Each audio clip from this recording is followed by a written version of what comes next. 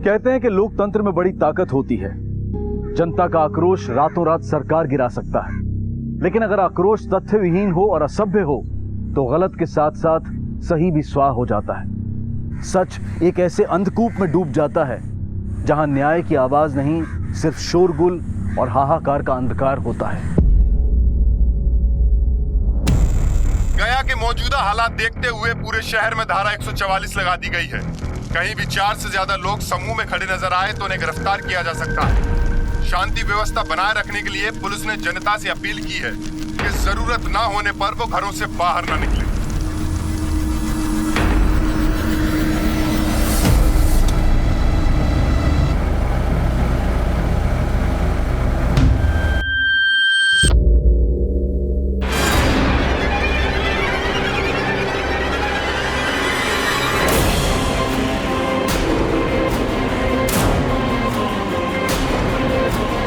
पीछे से भी भीड़ आ रही है। सर, लोहार गली में हमें भीड़ ने घेर लिया है। पुलिस बंद हो जाओ।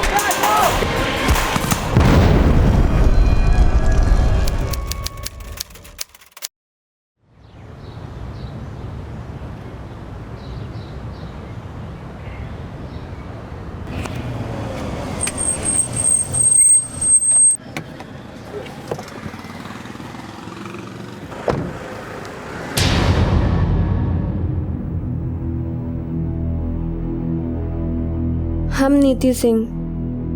4 महीने पहले हमारे पापा का ट्रांसफ़र गया में हुआ था और आज हमारा स्कूल में पहला दिन था। लेकिन हम सोचे नहीं थे कि ये गया शहर हमें उन बातों के लिए याद करेगा जिसका तब हमको ज़रा भी आभास नहीं था। अरे निशांत, संजय, रमेश, बहुत दमदार न्यूज़ लाया हूँ। क्या न्यूज़ बे? पेपर लीक होने से ज्यादा दमदार है क्या? अरे हमारा न्यूज़ सुनोगे तो ऊपर से नीचे तक पूरा लीक हो जाओगे। वो देखो।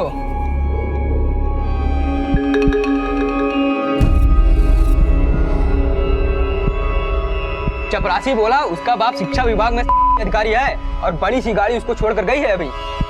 शिक्षा विभाग में अधिकारी? तब तो यार पढ़ने में फिसड्डी होगी। यार दिखती कमाल है। क्यों निशांत? चलो देखे इसके घुटने में कितना दिमाग है। तुम लोग अपना नजर और दिमाग इससे 2-4 मीटर दूरी रखो। अब इसके दिल और दिमाग पर केवल हमारा ही मोहर लगेगा।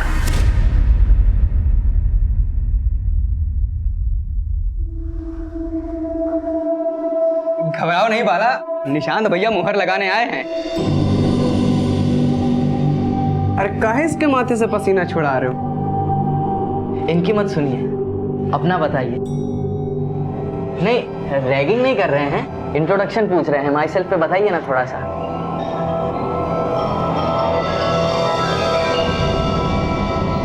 My self Niti Singh.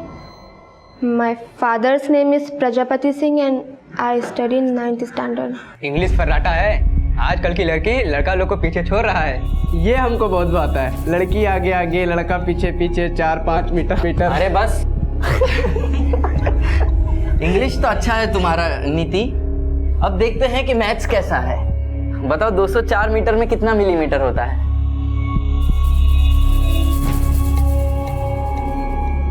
2,04,000 millimetres. Maths भी अच्छा है तुम्हारा। हमारा केमिस्ट्री जमेगा?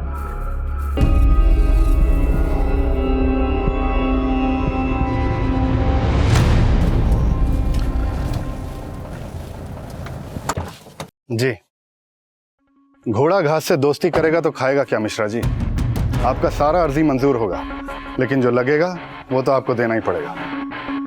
नीति, पापा आ गए।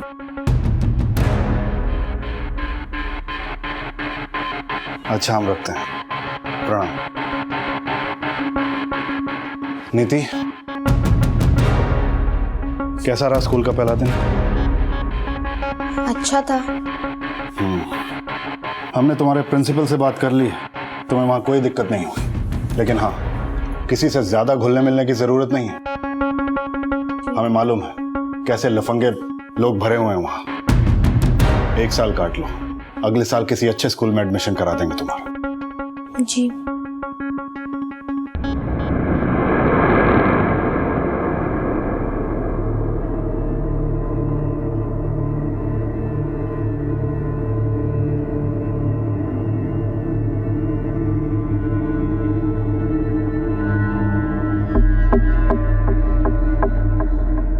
हम अब आर या पार का सोच लिए थे। हमारा जुनून हमको पागल बना रहा था और हमारा ये पागलपन, सबका ये वैसीपन जागने वाला था। चिंगारी उठ रही थी और अब सब कुछ झुलसने वाला था।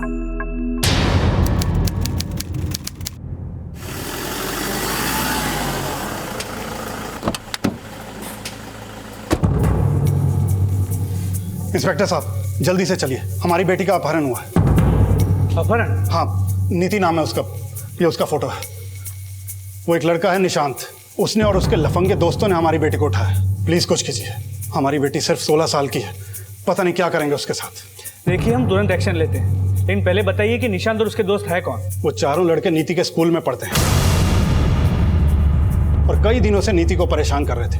और वो जो निशांत है ना, वो उन सबका दादा है। मैंने उसे खुद 2 बार नीति का पीछा करते हुए देखा है।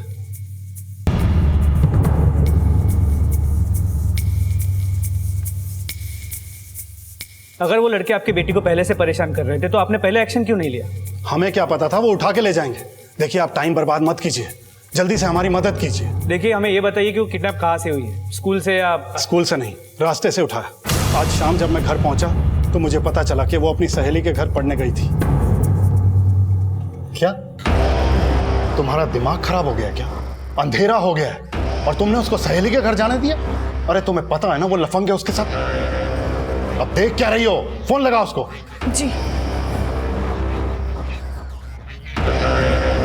हमारी बीवी ने नीति की सहेली को फोन किया, लेकिन उसने कहा कि वो वहां नहीं पहुंची। हमने उसे बहुत ढूंढने की कोशिश की, लेकिन उसका कुछ पता नहीं चला। आपकी बेटी का फोन स्विच ऑफ कितने बजे से? करीब 6 बजे से। पर आप हमारे पास 4 घंटे बाद आ रहे हैं। हमने कहा ना, हम उसे ढूंढने की कोशिश कर रहे थे।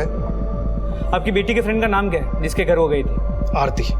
अब खड़े खड़े हमारी आरती उतारेंगे या हमारी बेटी को ढूंढने में हेल्प करेंगे, या हम आपके सीनियर्स को फोन करें? देखिए, आपको ये सब करने की कोई जरूरत नहीं है। हम हमारी तरफ से कोई भी कसर नहीं छोड़ेंगे।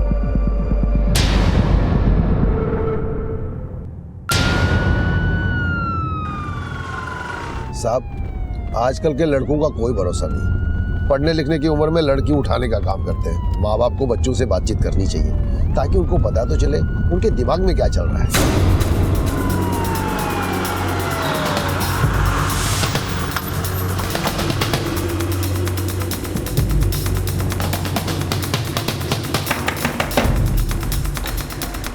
हटिए, पूरे घर की तलाशी लो, पूरे घर का हर एक कोना चेक करो। अरे क्या बात है, क्या ढूंढ रहे हैं साहब? निशांत, तुम्हारा बेटा है ना? हाँ। अपनी स्कूल की एक लड़की को अगवा किया है वो। शिक्षा विभाग के अधिकारी प्रजापति सिंह की बेटी नीति सिंह को उठाया है वो। सर, निशांत और नीति में से कोई भी नहीं मिला यहाँ। निशांत कहाँ है? कहाँ रखा है उसने नीति को? देखिए साहब, निधि कौन है हम नहीं जानते, पर हमारा बेटा ऐसा कोई काम नहीं कर सकता। तुम्हारा बेटा है कहाँ? वो तो शाम को अपने दोस्त के यहाँ चला गया है।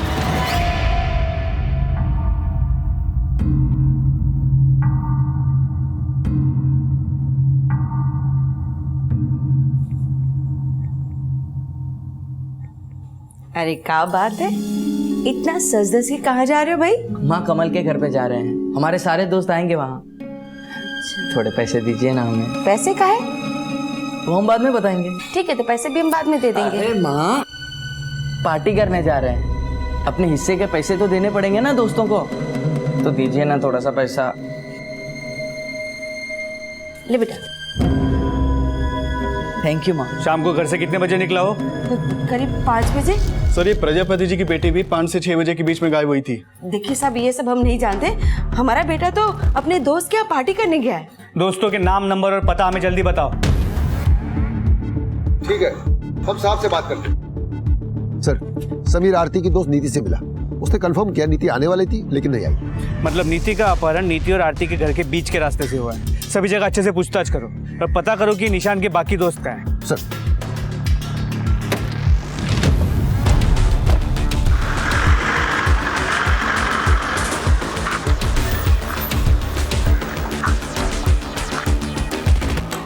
गौरी, पुलिस यहाँ क्या करने आई थी? अरे पुलिस वाले कह रहे थे कि हमारे निशाद ने किसी ऑफिसर की बेटी का अपहरण किया है। जिन लड़कों ने उस लड़की का अपहरण किया है उस लड़की का नाम नीति सिंह है, उम्र 16 साल, रंग गोरा, फोटो भेज रहे हैं। कुछ भी अपडेट हो तो हमें बता दीजिए। इस केस की शुरुआत एक स्कूल के 4 नाबालिग लड़कों पर उनके ही स्कूल की एक नाबालिग लड़की के अपहरण के आरोप से शुरू हुई, जो कि इस केस की गंभीरता को बढ़ा रहा था। बच्चों और माता पिता सबका भविष्य ताक पर था। ये केस अब एक ऐसा विकराल रूप लेने वाला था जो बिहार से दिल्ली तक हाहाकार मचाने वाला था। तरीका थोड़ी है सब। मेरी बात सुनिए साहब, मेरी बात सुनिए। अब ये क्यों लेके जा रहे हैं? इन्होंने क्या किया? अपने पति को छुड़वाना चाहती हो तो अपने बेटे से बोलो थाने आकर सरेंडर कर दे। जब तक वो थाने नहीं आएगा उसका बाप अंदर रहेगा। अरे पर इन्होंने किया क्या है? इन्हें छोड़ दीजिए। अरे मेरी बात तो सुनिए। पर इन्होंने किया, अरे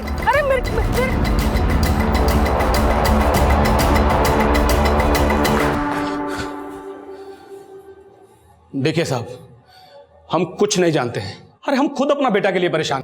वो और उसके दोस्त प्रजापति की बेटी का पीछा किया करते थे और आज उसे उठा लिया है। जानते हो क्या केस लगेगा उन पे? उसकी बेटी सिर्फ 16 साल की है। साहब हमारा बेटा भी तो सिर्फ 17 साल का है और उसने कुछ नहीं किया है। वो भी तो गायब है और आप उसे ढूंढने की बजाय हमें उठा लाए। तुम्हें अभी याद आ रहा है तुम्हारा बेटा गायब है? हाँ गायब तो है, लेकिन साहब वो किसी का अपहरण नहीं किया है, इतना हम जानते हैं।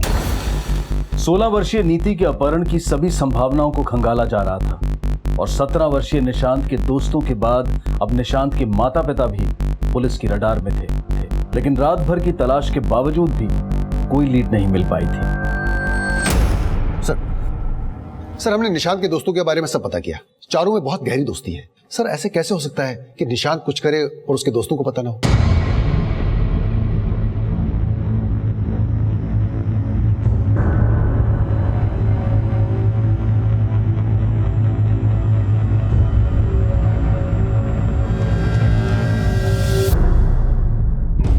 हमने तुम तीनों को कल भी बोला था, अगर हमसे एक भी बात छुपाई तो पूरा करियर बर्बाद हो सकता है। नहीं, हम समझाते हैं।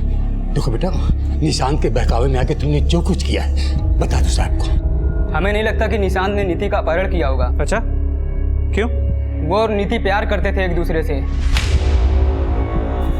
कहानी तो नहीं बना रहे? कहानी नहीं बना रहे सर, वो सच में एक दूसरे को चाहते थे और नीति ने तो निशांत का प्रपोजल भी एक्सेप्ट किया था।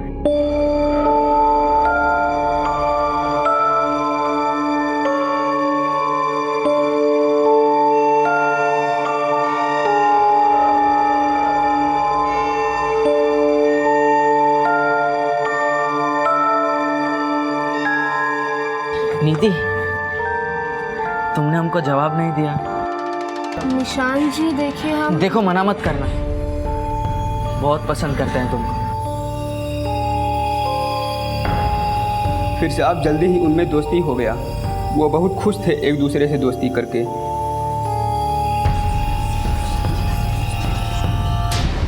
ठीक है, तो ये बताओ कि वो दोनों अब कहाँ हैं? सर वो हमें नहीं पता।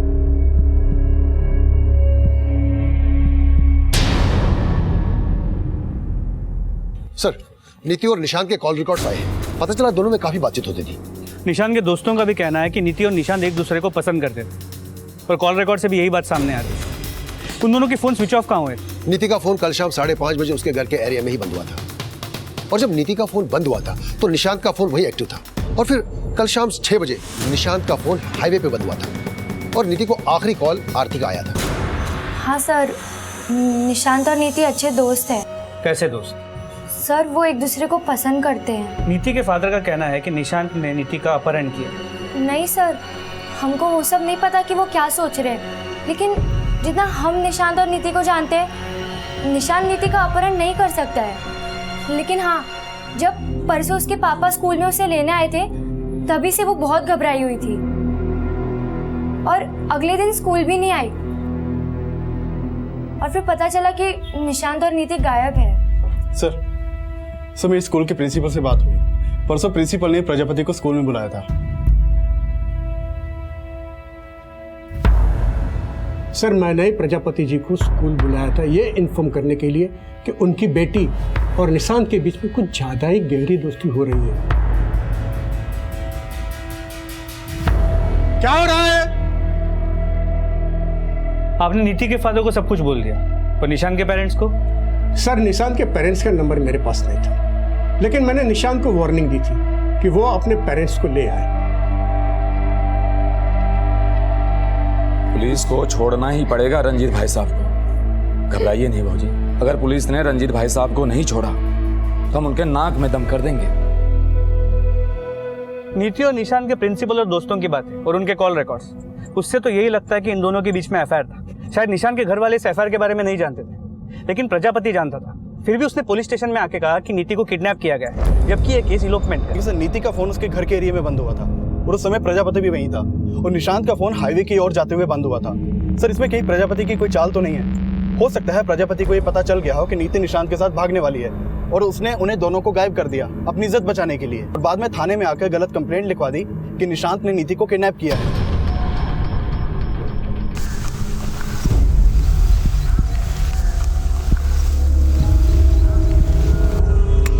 चांद के बाबा को रिहा करो, रंजीत बाबा को रिहा करो, रिहा करो, रिहा करो, रिहा करो, रिहा करो, रिहा करो, रिहा करो, रिहा करो, निशांत बाबा को रिहा करो। शांत हो जाइए, क्या लगा रखा है यहाँ पे?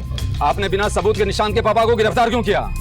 अरे खुद उनका बेटा लापता है, उनको ढूंढने के बजाय आप प्रजापति के दबाव में हम कमजोरों के साथ अन्याय कर रहे हो। अगर आपने उनको रिहा नहीं किया तो हमारा पूरा समुदाय यहाँ पे धरना देगा। चुप हो जाइए, शोर शराबा मत कीजिए, हम वैसे भी निशान के पिता को छोड़ने ही वाले थे। हमारी बेटी को गायब हुए 24 घंटे होने को आए और आप लोग उस लड़के के दोस्तों, घर वालों, सब पे भरोसा करके छोड़े जा रहे हैं। जवाब दीजिए, ये सब हो क्या रहा है? आवाज नीचे रख के बात कीजिए प्रजापति जी, और अब सवाल जवाब हम करेंगे। हमारी बेटी किडनैप हुई है और आपकी बेटी किडनैप हुई है? कोई विटनेस है इस बात पे? अरे हम बोल रहे हैं ना। आपका बोलना कोई पत्थर की लकीर नहीं है।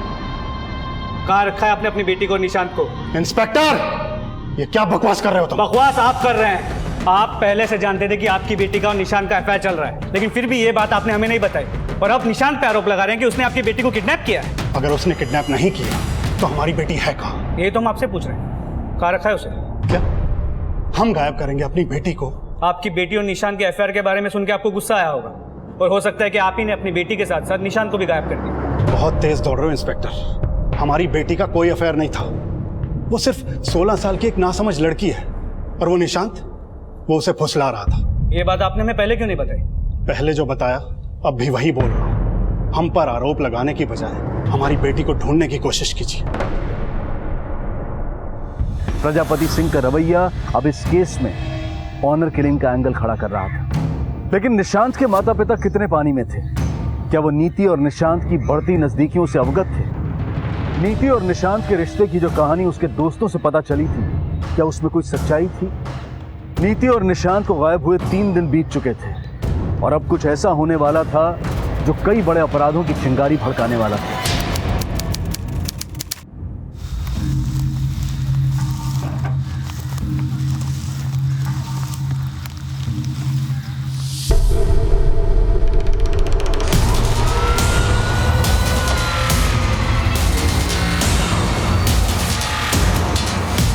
हटिए, पीछे हो जाइए। चलिए पीछे पीछे पीछे पीछे, चलिए पीछे पीछे पीछे।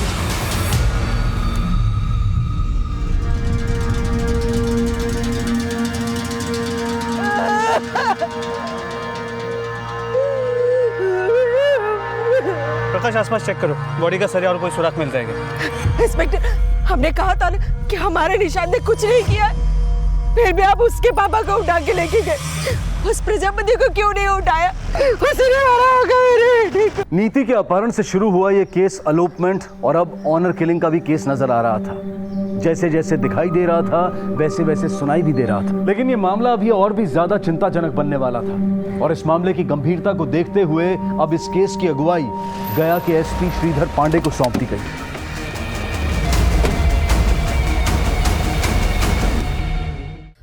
मतलब जिस प्रजापति ने निशांत पर अपनी बेटी नीति की किडनैपिंग का आरोप लगाया था, अब उसी प्रजापति पर निशांत के घर और समुदाय वाले निशांत के मर्डर का आरोप लगा रहे हैं। लेकिन अगर निशांत का मर्डर हुआ है तो फिर नीति कहाँ है?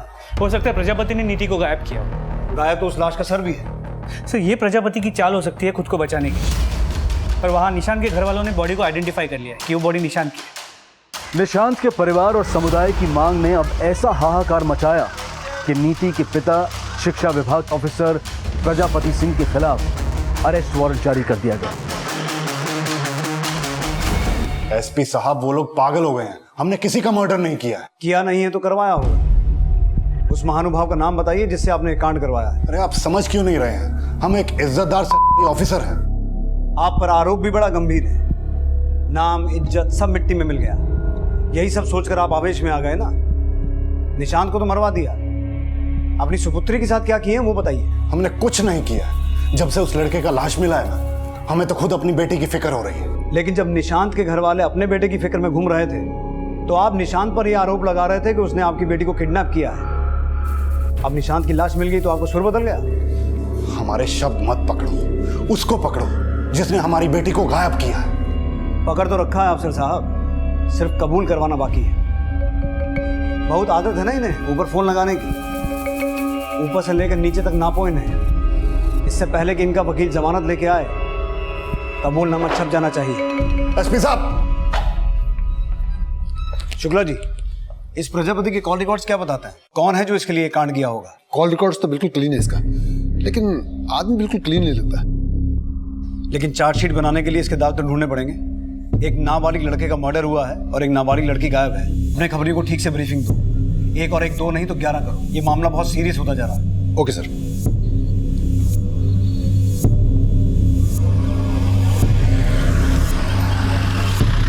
साहब, प्रजापति किसको सुपारी दिया इसका इन्फॉर्मेशन तो नहीं मिल पाया, लेकिन यहाँ ट्रांसफर लेने से पहले प्रजापति का पटना वाला घर औरतों की चीखों से गूंज रहा था। उनके कुछ पटना वाले पड़ोसियों से पता चला कि वो अपने बेटी और बीवी को पैर की जूती की तरह समझता था, और एक बार तो उसने अपनी बेटी को इतना मारा कि बेचारी 4 दिन सरकारी अस्पताल में एडमिट थी। और सर, उसने अपनी बेटी को पीट के हॉस्पिटल का खर्चा भी सरकार से वसूला।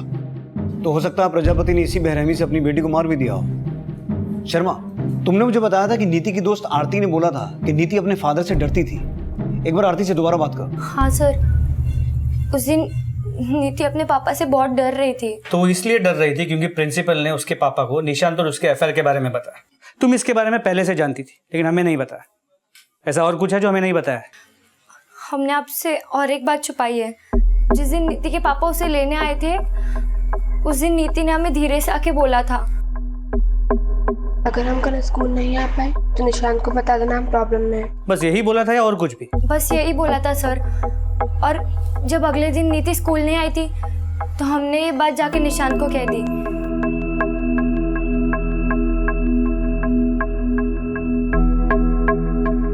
और फिर क्या वो सब हमें नहीं पता। नीति और निशांत जिस शाम गायब हुए थे उस शाम तुम्हारी नीति से क्या बात हुई थी? सर वो हम पहले भी बताए थे, वो हमसे मिलने आने वाली थी। अगर उसे तुम्हें मिलने आना ही नहीं था तो उसने फोन करके ऐसा क्यों कहा? सर शायद हमको लगता है कि उसकी माँ को दिखाने के लिए उसने झूठ बोला होगा।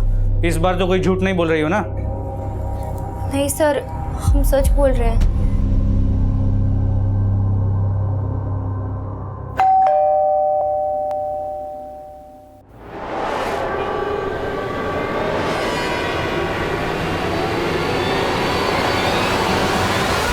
मतलब प्रजापति निशांत और नीति दोनों को नुकसान पहुंचा सकता है? जी सर। ठीक है सर। अभी भी एक इन्फॉर्मेशन मिली है, निशांत और नीति के फोन का IMEI नंबर ट्रेस हुआ है। उनका फोन नौरंगा के अशोक नगर में एक्टिव हुआ है। पुलिस ने जब छानबीन की तो सामने आया कि नीति और निशांत के फोन सहरसा की एक मोबाइल शॉप में बेचे गए थे। साहब, हम नहीं जानते इन दोनों को। हाँ, एक आदमी आया था 2 फोन बेचने के लिए। कौन था वो आदमी? पहचानते हो उसे? उसके बारे में भी हमें कुछ नहीं पता। कब आया था दोनों फोन बेचने के लिए? 2 दिन पहले साहब। निशांत की लाश मिली 5 दिन पहले और फोन बेचा गया 2 दिन पहले। इसका मतलब है निशांत की बॉडी मिलने के 3 दिन बाद। सर वो दोनों फोन किस आदमी ने बेचे हैं इसका कोई लीड नहीं मिल पा रहा। दुकान में कोई CCTV कैमरा नहीं है और वो दुकान वाला उस आदमी को डिस्क्राइब नहीं कर पा रहा। वो जो कोई भी है उसका निशांत के मर्डर और नीति के गायब होने से कनेक्शन। शर्मा, हो ये भी सकता है कि ये किसी कॉन्ट्रैक्ट किलर का काम हो जिसने ये सब प्रजापति के कहने पे किया हो। लेकिन प्रजापति तो मुंह नहीं खोल रहा है। हो सकता है उसकी बीवी को इस बारे में कुछ पता हो।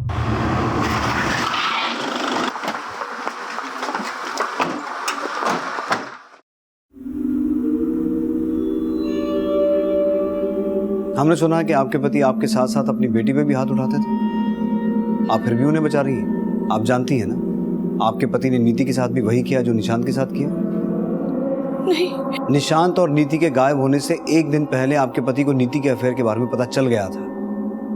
क्या हुआ था उस शाम? पापा, यही सब करने के लिए भेजा था तुमको स्कूल? हमारा नाम, इज्जत सब डुबो दिया। क्या किया इसने? इसकी इस हरकत की जिम्मेदार तुम ही हो। तुम ही ने इसको इतनी छूट दी थी। पापा!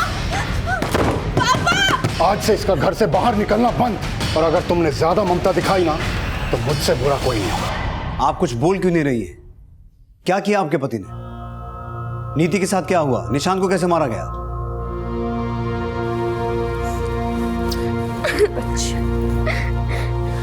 माँ, हमें प्लीज हमारा एक बार फोन दे दीजिए। लेकिन बेटा, तेरे पापा। माँ, हमें किसी से जरूरी बात करनी है, प्लीज। उसी लड़के से बात करनी है ना तुझे? हाँ, और चाहिए तो आप भी हमें मार लीजिए, लेकिन हम निशान से सच में प्यार करते हैं। हमें प्लीज उससे एक बार बात कर लेने दीजिए, प्लीज।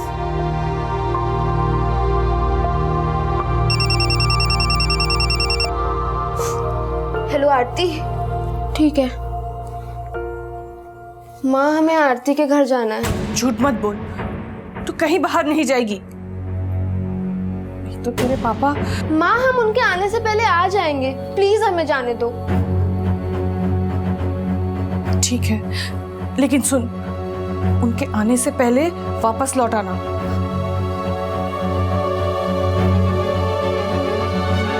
सर, उसके बाद नीति घर नहीं आई, और जब ये घर आए तो हमने उन्हें सब बता दिया। तो आपके पति ने पता लगा लिया होगा कि निशांत और नीति कहाँ हैं, और उन्हें गायब कर दिया। निशांत की तो लाश मिल गई है, नीति के साथ क्या किया? माना कि वो नीति के साथ बहुत सख्ती से पेश आते हैं, लेकिन वो उसे मार नहीं सकते। मारा नहीं होगा तो कहीं छुपा के रखा होगा।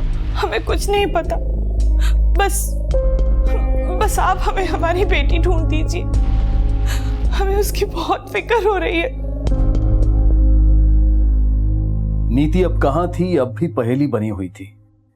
नीति के पिता अपने बयान पर कायम थे, और पुलिस पिछले दिनों मिली अनआइडेंटिफाइड बॉडीज को स्कैन करके इन संभावनाओं को भी खगाल रही थी कि क्या मर्डर नीति का भी हुआ था। और सवाल यह भी उठ रहा था कि अगर नीति और निशांत का मर्डर हो गया था, नीति और निशांत के मोबाइल बेचने वाला शख्स कौन था? क्या वो कोई कॉन्ट्रैक्ट किलर था? आखिर क्या हुआ था नीति और निशांत के साथ? ये राज अभी कई और चौंका देने वाले एंगल्स खड़े करने वाला था। सर, ये बॉडी की पोस्टमार्टम रिपोर्ट आई है।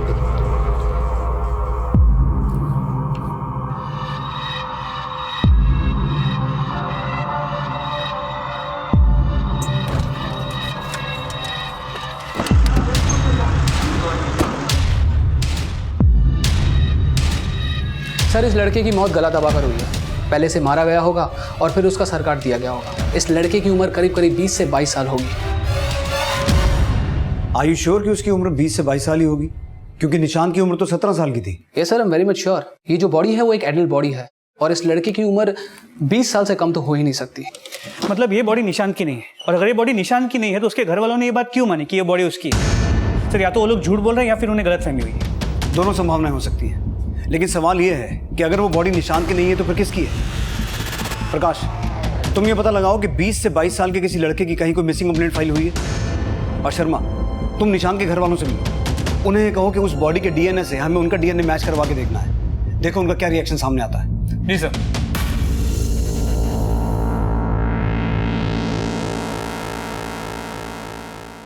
हटिए, आप लोगों को हमारे साथ आना होगा। आपका डीएनए सैंपल लेना है। डीएनए का डीएनए? देखिए, हमें लगता है कि हमें जो लाश मिली है वो निशान की नहीं है, और एक तरह से आप लोगों के लिए अच्छा है। हो सकता है आपका बेटा निशान जिंदा हो। आप सब हमारे दुख का मजाक बनाने के लिए आए हैं। आप सब लोग बिक चुके हैं उस प्रजापति के हाथों। उसने कहा होगा ना कि वो लाश निशांत की नहीं है, ताकि वो हत्या के केस से बच जाए। हमें बस ये लग रहा है कि आप लोगों को कोई गलतफहमी हुई। हमें ये चेक करना है कि वो लाश निशान की है या किसी और की। इसलिए आपका डीएनए उस लाश के डीएनए के साथ मैच करना है। देखिए साहब, हमको कोई डीएनए फीएनए मैच नहीं करवाना है। आप जाइए और जाके प्रजापति को अंदर कीजिए। कोई ने हमारा बेटा को मरवाया है, प्रजापति ही हत्यारा है। सर, निशान के घर वाले डीएनए टेस्ट के लिए मना कर रहे हैं, और उनके समुदाय के लोग उनकी हाँ में हाँ मिला रहे हैं। पहले निशांत के घर वालों ने एक सरकटी लाश को निशांत की बॉडी मान लिया, और अभी डीएनए सैंपल देने से भी मना कर रहे हैं? जी सर, इसके अलावा आसपास के थानों में भी पता किया, कहीं भी किसी जवान लड़के की कोई मिसिंग कंप्लेंट नहीं है जो उस बॉडी से मैच करती है। निशांत ओझा की लाश दो, निशांत ओझा की लाश दो, निशांत ओझा की लाश दो, निशांत ओझा की लाश दो, निशांत ओझा की लाश दो, निशांत ओझा की लाश दो, निशांत ओझा की लाश दो, निशांत ओझा की लाश दो। देखिए, जब तक पोस्टमार्टम रिपोर्ट की जांच नहीं हो जाती हम आपको लाश नहीं सौंप सकते हैं। हमारा सहयोग कीजिए। हम उस लाश का डीएनए निशांत के माँ बाप के डीएनए से मैच करवा के देखना चाहते हैं कि वो लाश निशांत की है या किसी और की है। अरे बंद कीजिए आपका नाटक और इनके बेटे की लाश इनको सौंपिए। और ये मत समझिएगा कि हम लोग प्रजापति के खिलाफ लड़ नहीं सकते। हमारा पूरा समुदाय रंजीत ओझा भाई के साथ है। जब तक डीएनए टेस्ट नहीं हो जाता हम आपको लाश नहीं दे सकते। अपने अपने घर को लौट जाइए, वरना हमें बल का प्रयोग करना होगा।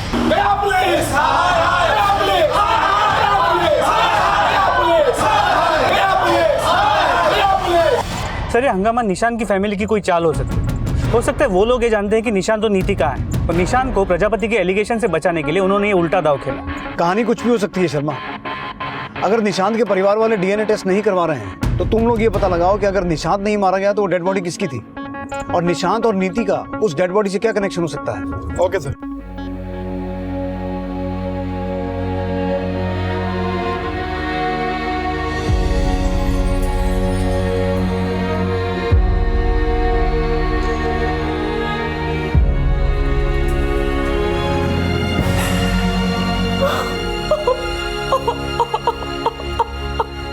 बॉडी की पोस्टमार्टम रिपोर्ट और निशांत के घर वालों की डीएनए ना करवाने की जिद अब निशांत के घर वालों को शक के दायरे में ले आई थी और नीति के पिता की जमानत को मंजूरी मिल गई थी। और पुलिस अब यह पता लगाने की कोशिश कर रही थी कि अगर वो बॉडी निशांत की नहीं थी तो मर्डर किसका हुआ था, नीति और निशांत के गायब होने का राज क्या था। लेकिन इन सवालों को नजरअंदाज करता निशांत का समुदाय उस सरकटी लाश को अब भी निशांत की बॉडी मानकर विरोध की एक ऐसी चिंगारी भड़का रहा था जो पूरे शहर को झुलसाने वाली थी।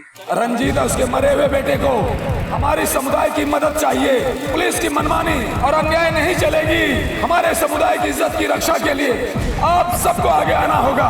जरूरत पड़ी तो हम पुलिस में लाठी चार्ज भी करेंगे। गया पुलिस, निशांत ओझा को, गया पुलिस, निशांत ओझा को।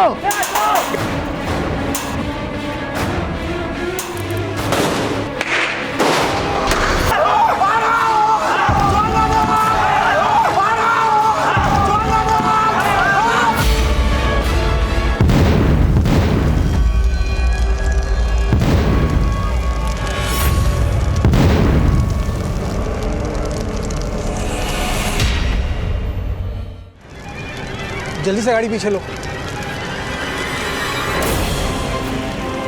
सर, पीछे से भी भीड़ आ रही है। सर, लोहार गली में हमें भीड़ ने घेर लिया है, जल्दी से बैकअप भेजिए।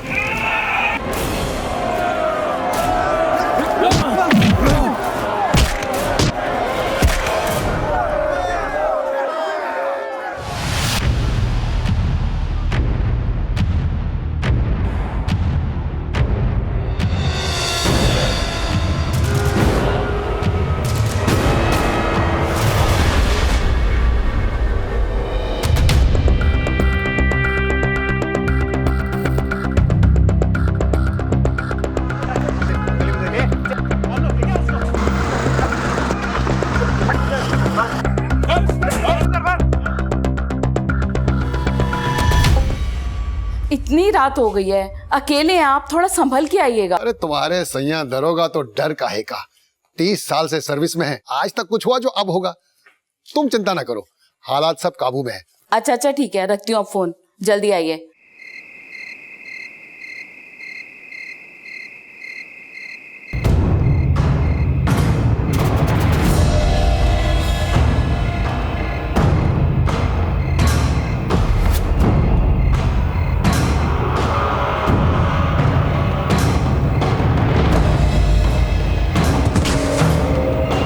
कल रात पुलिस स्टेशन से घर लौटते वक्त किसी ने उन पर अटैक किया, शायद दंगाई भीड़ ने। लेकिन कल रात दंगों की कोई खबर नहीं थी। मुझे ये काम दंगाइयों का नहीं लगता। जैन सर, बट सर ये केस किडनैपिंग, एलोपमेंट या ऑनर किलिंग का नहीं है। मुझे तो इसके पीछे बहुत बड़ी गेम लगती है और हम लेकिन सर डीएनए टेस्ट करवाए बगैर हम बॉडी कैसे हैंड ओवर कर सकते हैं? Right sir. जय हिंद सर।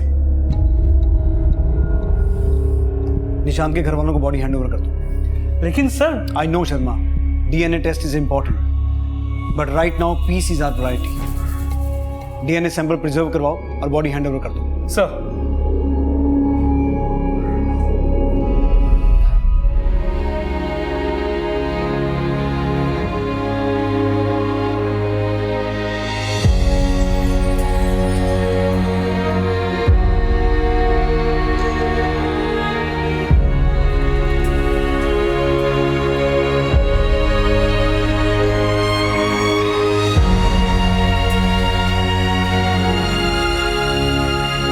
दंगों में जितने भी लोग मरे हैं उनकी मौत दंगों की वजह से नहीं हुई है। किसी ने इस मौके का फायदा उठाया है। हमें दंगा करने वाले और करवाने वाले हर किसी आदमी को आइडेंटिफाई करना है। लेकिन सर, भीड़ हजारों की थी, आइडेंटिफाई करना आसान नहीं होगा। लेकिन हमें आइडेंटिफाई करना है शर्मा, और यह पता लगाना है कि इन दंगों के पीछे का मकसद क्या था। इलेक्ट्रॉनिक मीडिया, प्रिंट मीडिया, जिस किसी ने भी इन राइट्स को कवर किया है उनसे वीडियोस और पिक्चर्स मंगवाओ। आइडेंटिफाई दोज फेसेस जिन्होंने ये दंगे करवाए हैं। उसके बाद इलेक्शन कमीशन से इस पूरे एरिया के लोगों के वोटर आईडीज की कॉपी मंगवाओ।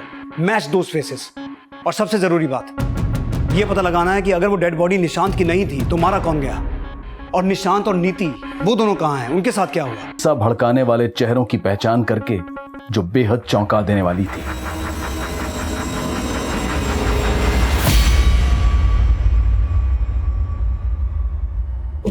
सर, दंगाइयों में 3 ऐसे लोगों को आइडेंटिफाई किया जो गया के नहीं है। यहाँ की वोटर आईडी लिस्ट में इनका कोई रिकॉर्ड नहीं है। पता करो ये कौन है, और जहां कहीं भी मिले उठा के लेके आओ।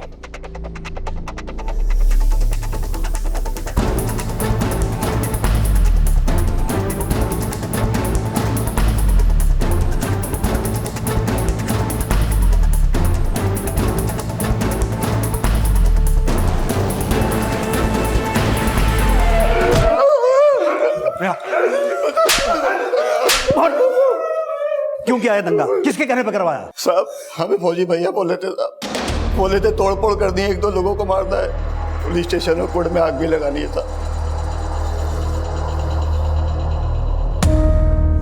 क्यों करवाया उसने दंगा? हमें नहीं पता साहब, उसने हमें ऐसा करने के लिए पैसे दिए थे, हमने कर दिए साहब। मतलब इन दंगों को भड़काया है उस फौजी ने, लेकिन मकसद क्या हो सकता है? उठा के लाओ उस फौजी को, क्योंकि इनकी गिरफ्तारी के बाद वो भागने के चक्कर में होगा। क्विक। सर, फौजी घर में नहीं है मतलब भागने की फिराक में होगा। एक टीम को रेलवे स्टेशन जाने को बोलो, तब तक हम लोग बस स्टॉप पे देखते हैं। Okay sir.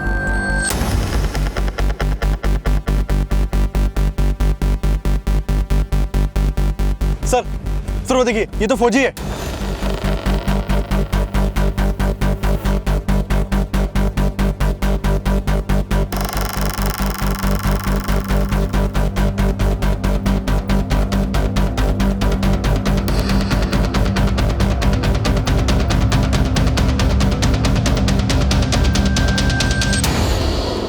किसके कहने पर करवाया सर? वो लाश किसकी थी जिसको तुमने निशांत की लाश बताकर इतना बड़ा हंगामा खड़ा किया? निशांत और नीति कहाँ हैं? हमको कुछ नहीं पता, हमको फंसाया जा रहा है। ऐसे नहीं बोलेगा। और सेवा करो इसकी। सर, फौजी के बारे में कुछ बातें पता चली। फौजी ने कई सारे ट्रैक्टर्स और टिलिंग मशीन्स बैंक से लोन लेके खरीदे थे जो वो चुका नहीं पाया। इस वजह से बहादुरपुर पुलिस स्टेशन में उसके खिलाफ कई केसेस दर्ज हैं और कोर्ट में भी कई केसेस चल रहे। दंगों के दौरान पुलिस स्टेशन और कोर्ट में आग लगाई गई थी और इस आग में फौजी के खिलाफ के सारे डॉक्यूमेंट्स जल गए।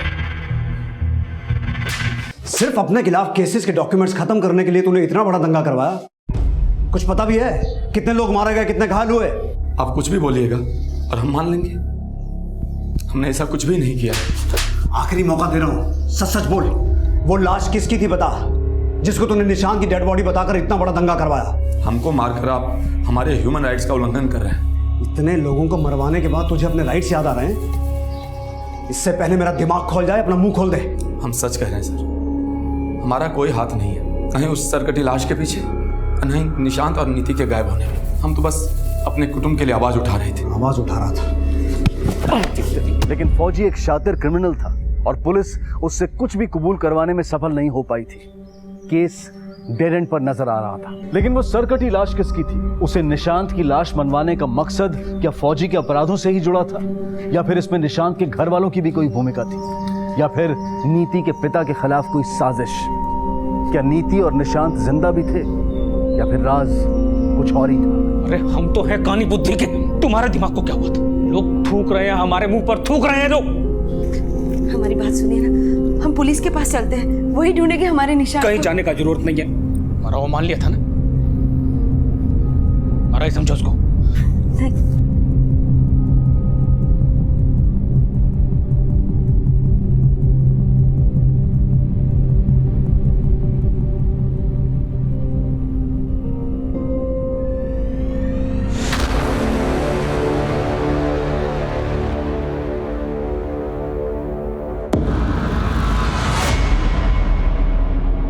नीति और निशान को दिल्ली में देखा गया है।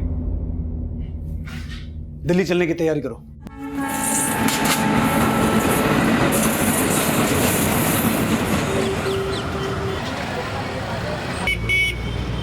निशांत ने हमें अगवा नहीं किया था, हम अपने पापा की वजह से भागे थे। हमारे पापा को जब ये पता चला कि हम निशांत से प्यार करते हैं तो उन्होंने हमें मारा और कमरे में बंद कर दिया। हमने अपनी मम्मा से झूठ बोला और निशांत के साथ मिलकर दिल्ली भाग गए। लेकिन सर कुछ ही दिनों में हमारे पैसे खत्म हो गए। हम दिल्ली में काम की तलाश में थे जब आपको हमारे बारे में पता चला। तो मतलब जब तुम्हारा शहर जल रहा था तुम पूरा देश घूम रहे थे, कभी अखबार पलट के देखा नहीं? कई मारे गए, कई घायल हुए, सरकारी संपत्ति को नुकसान पहुंचाया गया और हिंसा की आड़ में कई खूंखार अपराधियों को फरार करवा दिया गया। फौजी इस केस में प्राइम सस्पेक्ट बनकर सामने आया, लेकिन उसके खिलाफ कोई सबूत मुहैया नहीं हो पाए और ना अभी तक ये पता चल पाया कि वो सरकटी लाश किसकी थी जिसे निशांत मानकर ये बवाल मचाया गया। इस केस की सुनवाई आज भी अदालत में जारी है। 17 वर्षीय निशांत को बाल सुधार गृह में भेज दिया गया है और नीति की कस्टडी उसकी नानी को सौंप दी गई है। लेकिन इस केस की इन्वेस्टिगेशन का हिस्सा रहे हेड कांस्टेबल नवीन शुक्ला समेत कई पुलिसकर्मी शहीद हुए और कई परिवार बिखर गए। कहते हैं कि जब झूठ डंके की चोट पर बोला जाता है तब सच पर काली पट्टी बांधी जाती है। लेकिन बिना सोचे समझे किसी की भी बात पर भरोसा कर लेना, भेड़ चाल में जुड़कर सामने वाले की हाँ में हाँ मिलाना, सिवाय मूर्खता के और कुछ नहीं है। अगर हमें अपना विरोध जायज भी लगता है तो इसका मतलब ये नहीं है कि हम हिंसा भड़काएं, तोड़फोड़ करें। हम अक्सर देखते हैं कि आजकल लोग हर छोटे बड़े मुद्दों के विरोध में बेहद हिंसक हो जाते हैं। बात तो वो अपने न्याय की करते हैं, लेकिन उनका रवैया न्याय व्यवस्था को ताक पर रख देता है, जो कि लोकतंत्र की आजादी में अराजकता का माहौल पैदा कर देता है और जिसकी हानि पूरे देश और समाज को भुगतनी पड़ती है। देखते हैं हमारे आज के एपिसोड की दूसरी कहानी।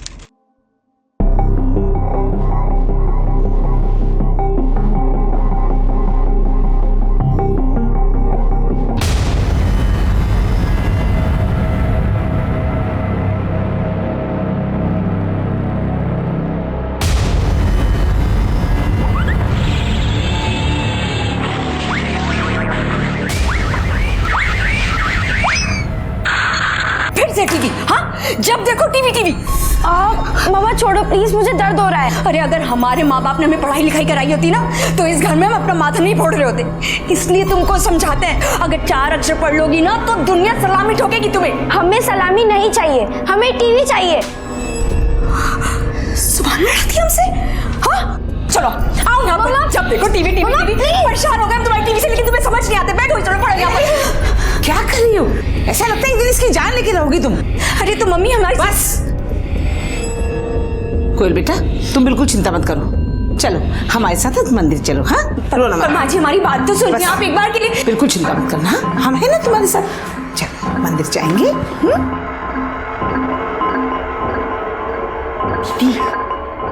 खूब निशाने पे तीर मारे थे आप, आपका नशक एकदम सही था। तूने ठीक से तो पता किया है ना? दीदी हम कभी आपको कोई गलत खबर दिए हैं क्या? वो जो बैंक वाली मैनेजर मैडम है ना रूही, वो क्या ही जाते हैं साहब मुंह मारने। अभी भी साहब वही है।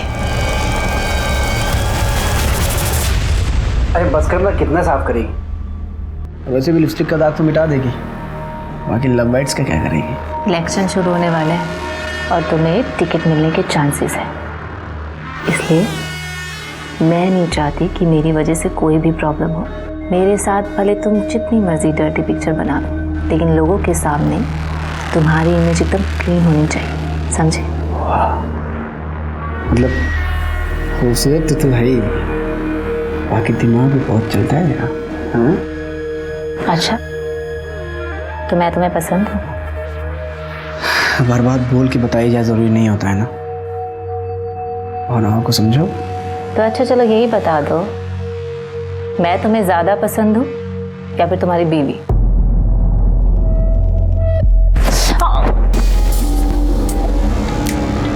तुम्हारा यही गुस्सा तो मुझे अच्छा लगता है। I love it. जान ले लेता है मेरी।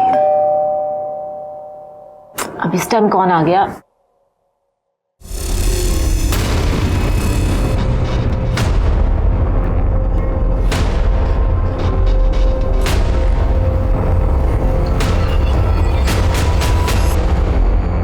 क्या? अभी जो देखना था देख लिया, बिना चूचा किए वापस जा। चल निकल निकल। अगर हम थोड़ा पढ़ लिख लिए होते ना माँ जी, तो सुजीत कभी भी उस बैग वाली औरत के पीछे पागल नहीं होते। अब ये टसुए बहाकर अपना खून क्यों जला रही है तू? क्या कमी है तुझे यहाँ पर? हाँ, अच्छा खाना पीना मिलता है, इतना बड़ा घर है, तेरी एक बेटी है और पति। रचने दे उसे रासलीला, तू अपनी गृहस्थी संभाल बस। और अगर उस औरत के चक्कर में सुजीत ने हमें छोड़ दिया तो? अपने हाथ सीखने के लिए ना कोई भी कभी भी अपना घर नहीं चलाता। अरे लाख लड़कियां घुमा ले वो, लेकिन समाज में उसकी इज्जत बीवी और बच्चे से ही होती है। तुझे छोड़ के कहीं नहीं जाएगा वो। अब तू ये रोना धोना बंद कर, उसे अपनी दुनिया में खुश रहने दे, तू अपनी दुनिया में खुश रह।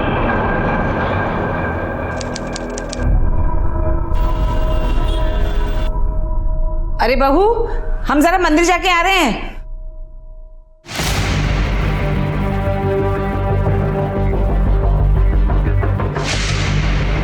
हेलो, हमारी सास मंदिर गई है, आने में कम से कम 1-1.5 घंटा लगेगा। आप तुरंत आ जाइए।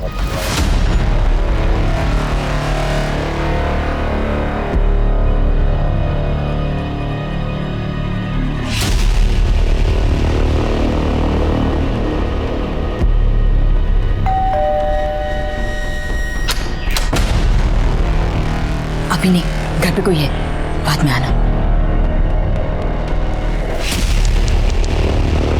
ओम ह्रीम क्लीम जाम धूम ओम ह्रीम क्लीम जामुनाय नमः ओम ह्रीम क्लीम जामुनाय विच्छाय नमः ओम ह्रीम क्लीम जामुनाय विच्छाय नमः।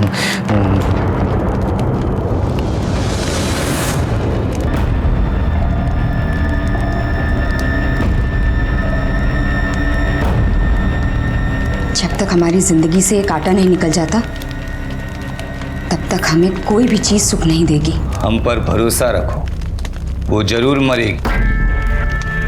और नहीं मरी तो तुम हमारी विद्या की परीक्षा लेना चाहती हो।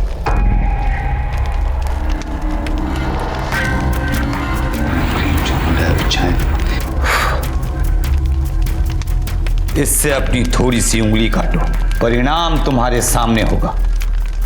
काटो।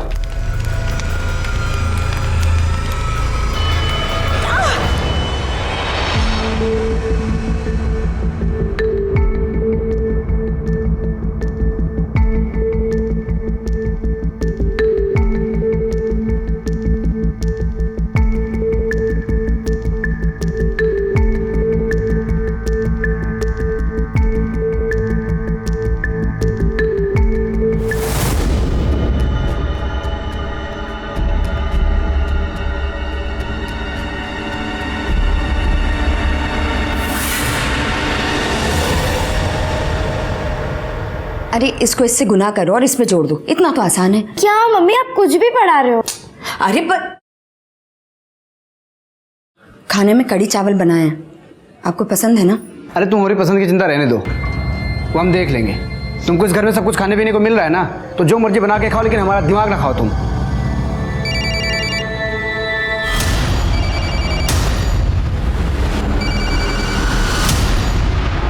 हाँ जान, हाँ बस आ रहा हूँ।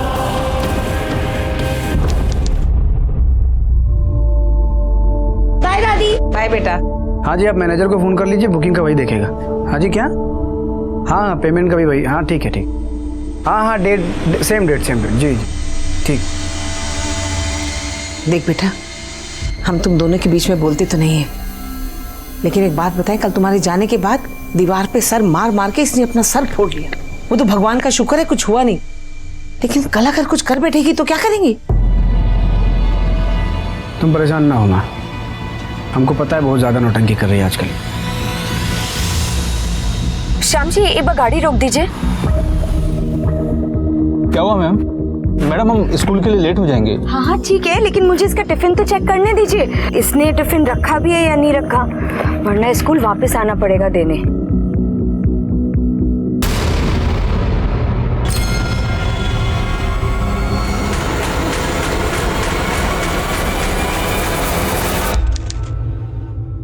अरे ढोंगी, तूने हमको बेवकूफ समझा है क्या? हाँ, कुछ भी नहीं है उस औरत को। हुआ क्या है?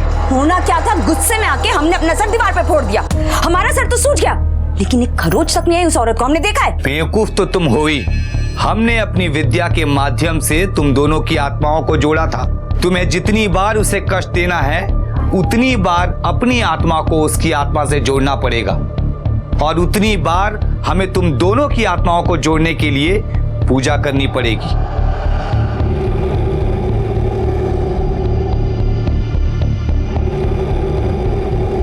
लो, इससे मारो खुद को, अब असर जरूर होगा।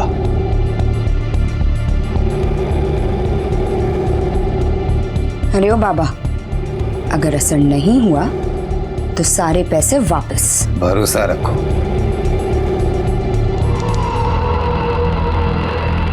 बस श्याम जी, आप यहीं रोक दीजिए, मुझे यहाँ से कुछ सामान लेना है।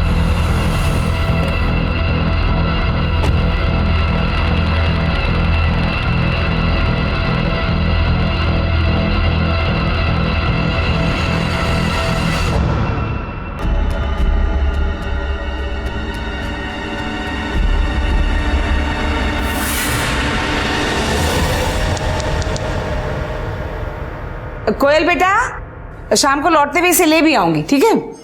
चल, आज दादी के साथ स्कूल। हाँ।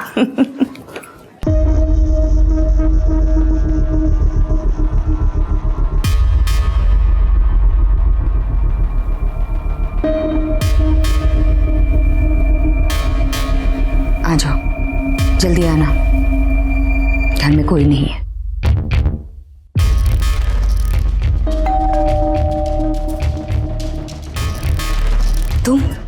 तुम्हारा तो समय गलत चल रहा है, 2-3 घंटे बाद आना, अभी घर पे कोई है।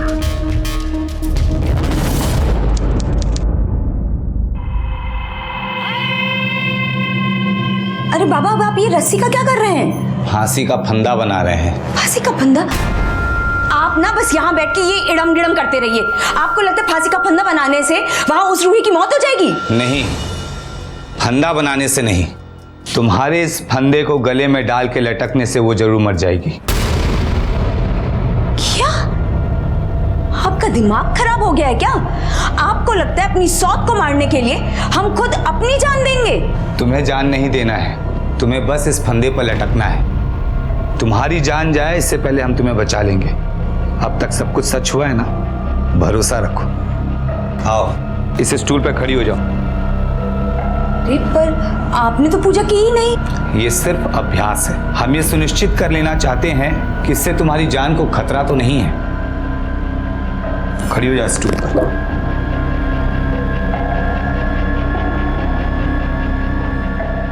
ये ठीक है ना?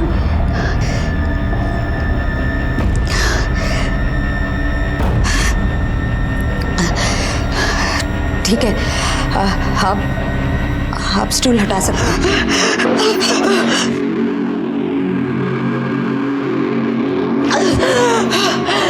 पानी पियो।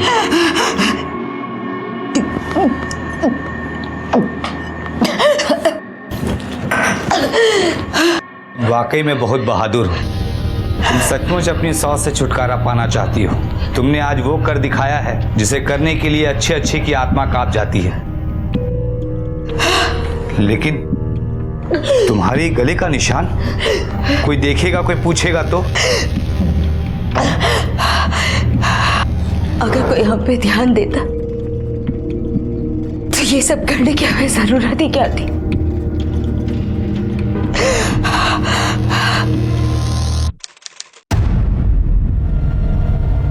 अरे कोयल, कोयल, चल बेटा, लेट हो रहे हैं हम लोग।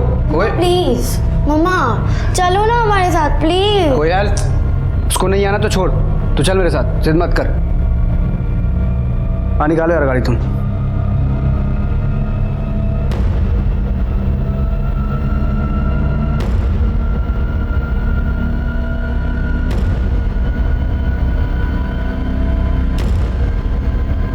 आ जाओ।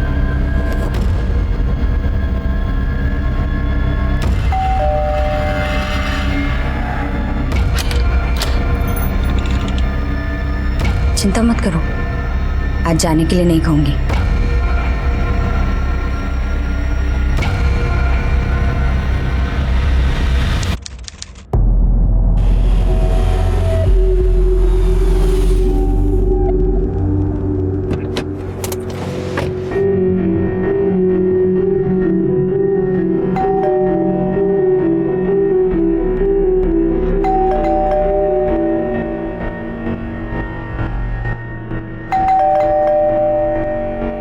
दरवाजा क्यों नहीं खोल रही है?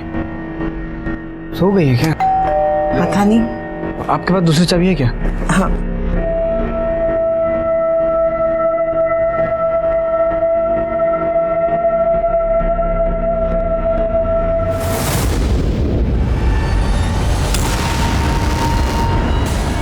मीना, मीना, ये क्या हो गया?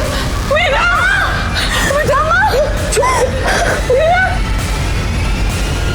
कोई भी पत्नी ये कभी बर्दाश्त नहीं कर सकती कि उसका पति किसी दूसरी औरत के साथ संबंध बनाए, लेकिन अपनी इस तकलीफ से छुटकारा पाने के लिए मीना ने जो रास्ता चुना था वो गलत था।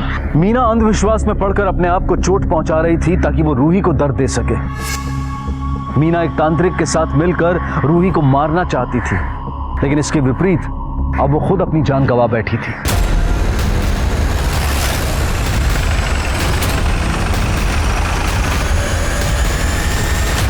एम्बुलेंस को फोन करो, बॉडी को पोस्टमार्टम के लिए भिजवाओ। सर।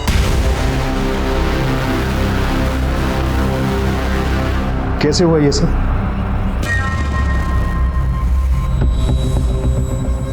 पता नहीं सर, आज मीना घर में अकेली थी।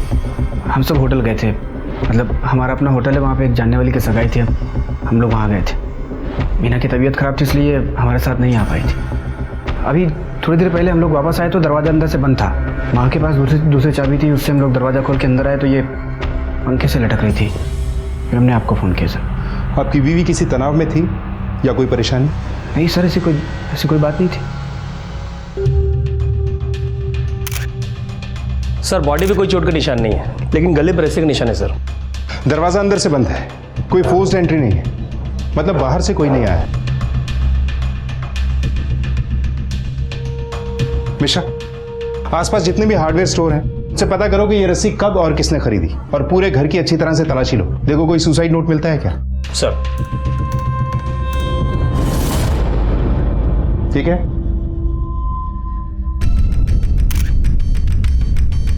सर ये तो राग जैसा लग रहा है। त्रिपाठी सर, इसका सैंपल लो और चेक करवाओ कि ये क्या है। सर। मम्मा, कोयल बेटा चुप हो जा। दादी कहाँ लेके जा रहे?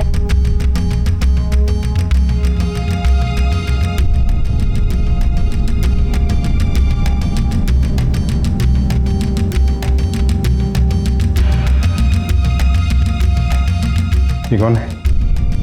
नौकरानी है साहब, झाड़ू पोछा करते।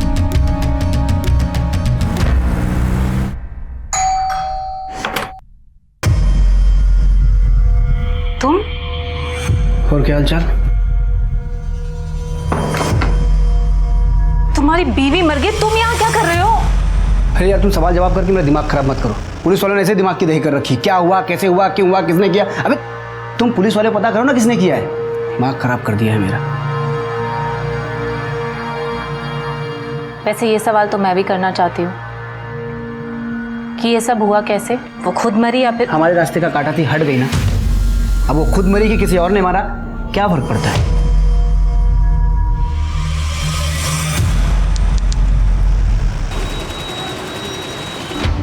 साहिब, तो अपना मर्द किसी दूसरी औरत के पास जाए तो जान तो जलेगी ही ना।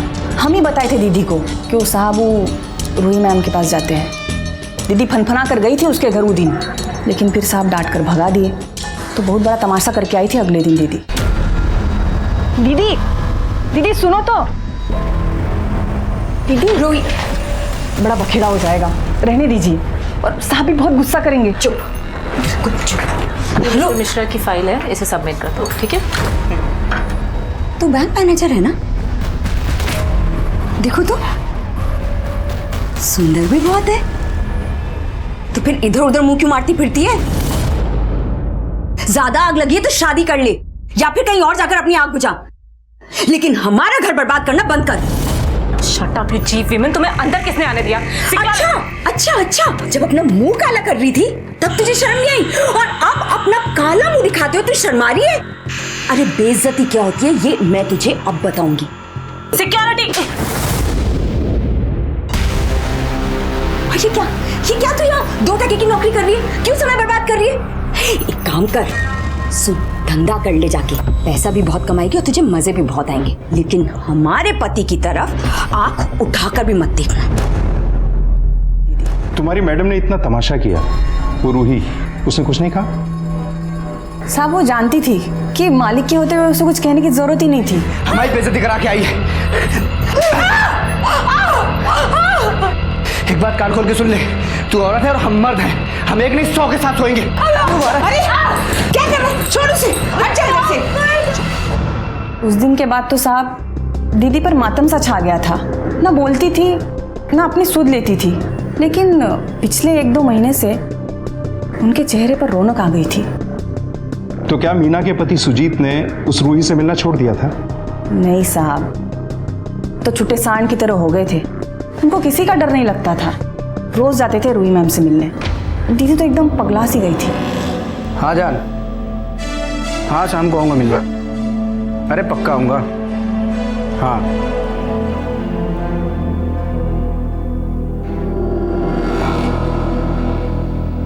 दीदी, आपकी हालत देख के ना हमको बहुत दुख हो रहा है। अब ज्यादा दिन दुख नहीं रहेगा, क्योंकि मुझे तरीका मिल गया है उस रूही को अपने पति से अलग करने का। कौन सा तरीका? जब काम हो जाएगा तो बता देंगे, लेकिन तब तक एकदम चुप, किसी से कुछ मत कहना। ऐसा क्या तरीका मिला था मीना को? पता नहीं साहब, वो बताने से पहले दीदी गुजर गई। ठीक है, तुम जाओ, कुछ पूछना होगा तो फिर बुलाएंगे। सर, पोस्टमार्टम रिपोर्ट आ गई है। देखो मिश्रा।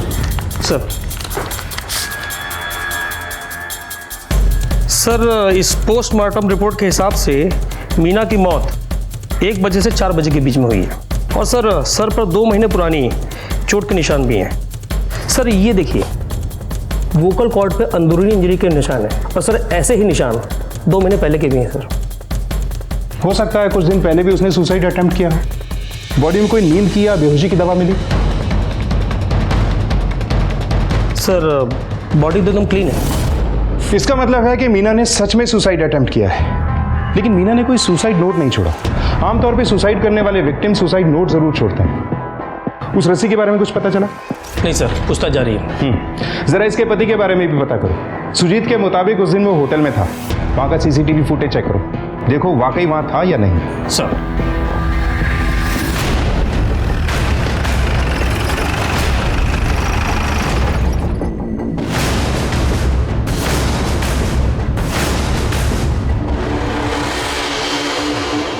सर, होटल की सीसीटीवी फुटेज आ गई है। लगाओ। ये देखिए सर, सुजीत ने कहा था कि वो पूरे टाइम होटल में ही था, लेकिन ये देखिए सर गेट की फुटेज। सर इस फुटेज में सुजीत बाहर जाते हुए भी दिख रहा है, और ये देखिए सर 1 घंटे बाद वो वापस भी आए। मिश्रा, इस सुजीत से मिलो। देखोगे ये पुलिस के साथ लुक्का छिपी क्यों खेल रहा है। आपने कहा था कि 29 तारीख को पूरे दिन आप होटल में थे, लेकिन 1 घंटे के लिए आप बाहर गए थे। कहाँ गए थे आप? हमारा एक खास दोस्त है, उसके पास गए थे। और उस खास दोस्त का नाम क्या? मैंने पूछा उस खास दोस्त का नाम क्या है? रूही। हाँ सर, उस दिन सुजीत मेरे घर पर आए थे। एक्चुअली सर उस दिन बैंक हॉलीडे था, इसलिए हम दोनों ने टाइम साथ में स्पेंड किया था। अगर आप 29 तारीख को 1 घंटे के लिए रूही के घर गए थे तो ये बात आपने पुलिस से क्यों छुपाई? सर हम शादीशुदा आदमी हैं और ये कानपुर है, यहाँ औरत मर्द की दोस्ती पे सवाल तो उठेंगे ना। अच्छा, तो आप दोनों दोस्त हैं? सिर्फ दोस्त। रूही बैंक में मैनेजर है और हमको अपने होटल के बिजनेस के लिए लोन की ज़रूरत थी। लोन लेने गए थे उसके बैंक, वहीं हमारी मुलाकात हुई और दोस्ती भी। लेकिन वहाँ आपके आसपास के लोगों का कहना तो कुछ और ही है। देखिए सर, बात ऐसी है कि वो लोग हैं, उनका काम है कहना। और वैसे भी अगर ऐसा कुछ है तो इससे क्या फ़र्क पड़ता है? इससे ये साबित तो नहीं होता ना कि हमने अपनी पत्नी की हत्या की है। और आप जबरन एक आत्महत्या को हत्या करार देने पे क्यों तुले हो?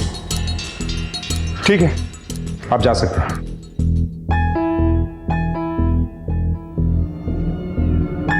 मिश्रा, जहां ओवर कॉन्फिडेंस होता है ना, प्रॉब्लम वहीं से शुरू होती है। ये सुजीत और रूही दोनों के call records निकलवाओ।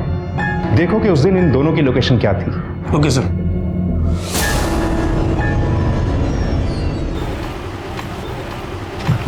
Sir, call records आ गए।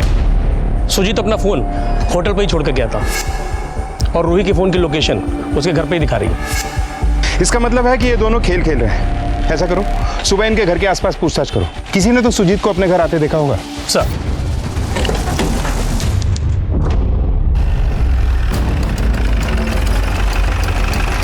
उनतीस तारीख को सुजीत माँ और बेटी के साथ बाहर गया था। हाँ सर, हमने देखा था। अच्छा, बीच में सुजीत वापस आया था? ये तो याद नहीं साहब। ठीक है साहब, एक बात बोलूं? बोलो।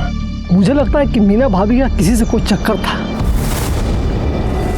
साहब, मैंने कई बार एक आदमी को देखा था, जब घर पे कोई नहीं होता था तभी वो मीना भाभी से मिलने के लिए आया करता था।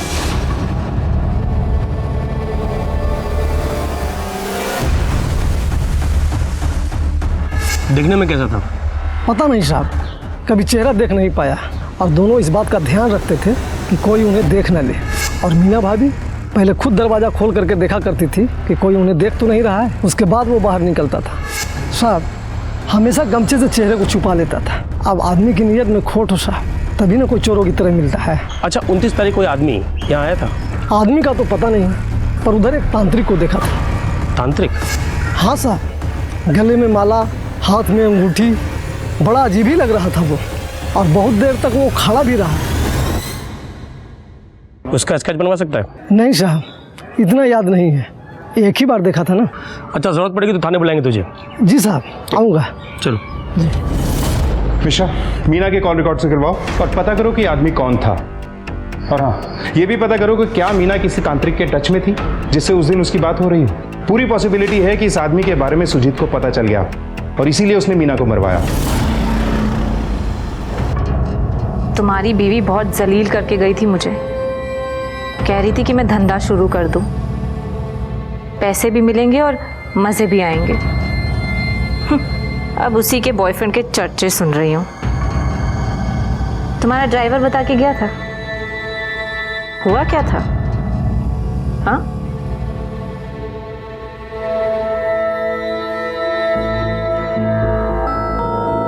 मेरे सामने तो बड़ा मर्द बनते हो तुम, अपनी बीवी को खुश नहीं कर पाए। ये हुई ना बात, मेरे एंग्री यंग मैन। ये सब मैं जानबूझ के बोल रही थी ताकि तुम अपना गुस्सा दिखाओ। गुस्से में तुम और भी अच्छे लगते हो। हमारा गुस्सा देखना है तुमको? हाँ? अरे अरे अरे क्या? दिखाते हैं तुमको अपना गुस्सा।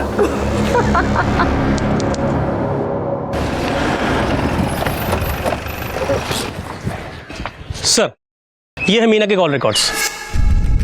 अपने नंबर से वो ज्यादा लोगों से तो बात नहीं करती थी, और करती भी थी तो अपने परिवार के लोगों से। सर, मीना के IMEI नंबर की डिटेल से पता चला कि उस फोन में वो दूसरा सिम भी इस्तेमाल कर रही थी, और उस नंबर से वो एक ही नंबर पे कॉल करती थी। हमने पता लगाया तो पता चला कि नंबर फर्जी है। कहीं ये वही आदमी तो नहीं जो मीना से छुप छुप कर मिलने आया था? और ये मीना किसी तांत्रिक के टच में थी क्या? नहीं सर, मीना तो किसी तांत्रिक के टच में नहीं थी। हाँ, लेकिन रूही के कॉल लिस्ट में एक तांत्रिक का नंबर मिला है, उसका नाम भैरव। भैरव? उठा के लाओ इस भैरव। तुम तांत्रिक हो। मीना के घर से उस दिन हमें राख मिली थी और वो राख तांत्रिक विधि के लिए ही इस्तेमाल होती है।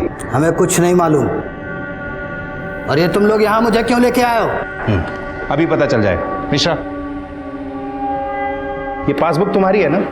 हाँ। रूही मिश्रा ने तुम्हारे अकाउंट में पैसे ट्रांसफर किए थे। किस लिए किए थे?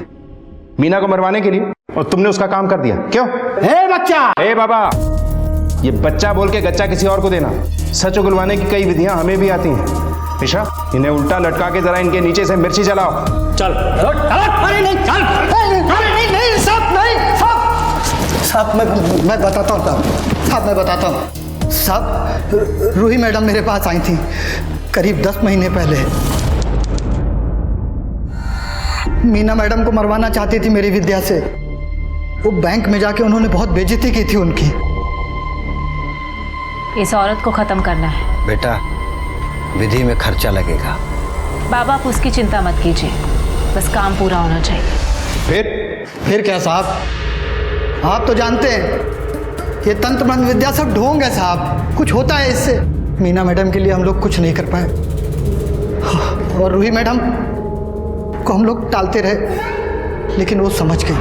क्या रे बाबा, इतने दिनों से तू मुझे पागल बना रहा, मुझसे पैसे हेट रहा और बोल रहा मेरा काम हो जाएगा। अब तक वो औरत मरी क्यों नहीं? अरे बेटा, थोड़ा समय दो, तुम्हारा काम हो जाएगा। बाबा, अपनी जो ये पाखंडीगिरी है ना अपने पास रख। मुझे मेरा पैसा वापस चाहिए। पर बेटा वो मुझे कुछ नहीं सुनना, मुझे मेरा पैसा वापस चाहिए बस। हम उनको 3 महीने तक टरकाते रहे साहब, लेकिन बाद में उसने सुजीत से पिटवाने की धमकी दे दी हमको, तो हमने उन्हें पैसे वापस किए।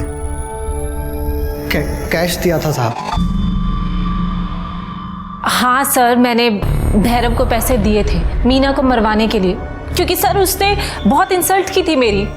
मुझे बहुत गुस्सा आ रहा था उस पर। फिर उसके बाद भैरव के तंत्र मंत्र काम नहीं आए तो भैरव ने मुझे मेरे सारे पैसे वापस लौटा दिए। फिर सर मैं चुप होकर बैठ गई। उसके बाद तो मेरा गुस्सा भी शांत हो चुका था। गुस्सा शांत नहीं हुआ था, बल्कि आप सही मौके का इंतजार कर रही थी। सर ऐसी कोई बात नहीं है, आप प्लीज मेरी बात का यकीन कीजिए। यकीन हम सिर्फ सबूतों पे करते हैं मैडम।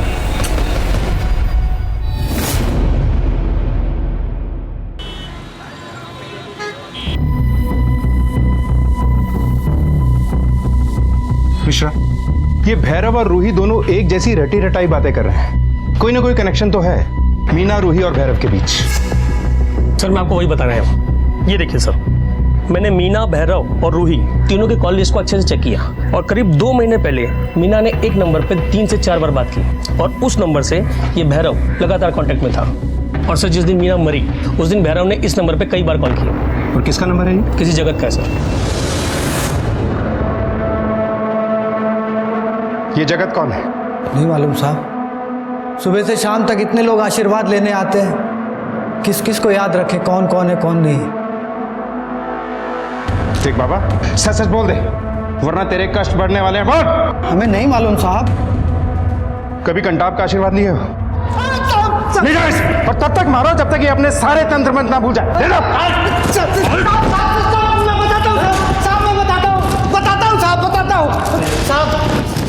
अब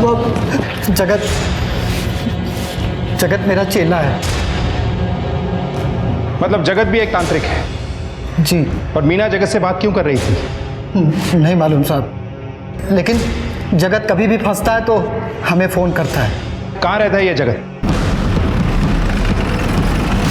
ओम ह्रीम क्लीम चामुंडा ओम ह्रीम क्लीम चामुंडा ओम ह्रीम क्लीम चामुंडा विछाण माफा। कौन हमारी पूजा भंग कर रहा है?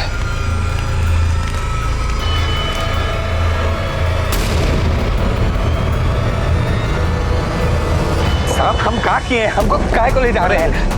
हम कुछ तो नहीं किए। एक मिनट रुको।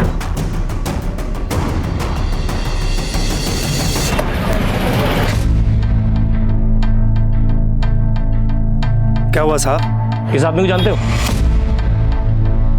यहीं पास में रहता है। हाँ साहब, तांत्रिक है ये। और तो और इसके घर में बहुत सारे लोग आते हैं, खास करके औरतें। क्या ये औरत भी आती थी वहां पर?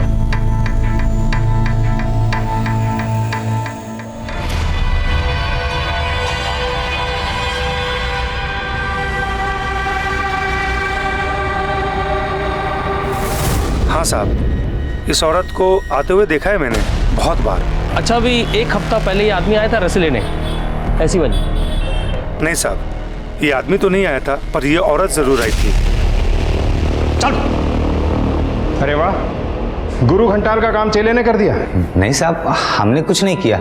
अच्छा, दिल तो मेरा बहुत कर रहा है कि तेरी बात मान लूं, लेकिन क्या करूं? तेरे खिलाफ सारे सबूत मिल चुके हैं हमें। मीना तेरे घर आती थी, 2 महीने पहले उसने तुझसे फोन पे बात भी की थी, और इस रस्सी की गांठ तेरे पास के दुकानदार ने खोल दी है। तेरे कहने पे ही मीना ने ये रस्सी खरीदी थी ना? हाँ साहब, लेकिन हमको कुछ नहीं पता साहब। हम मीना मैडम से मिले जरूर थे, लेकिन भैरव बाबा के कहने पर।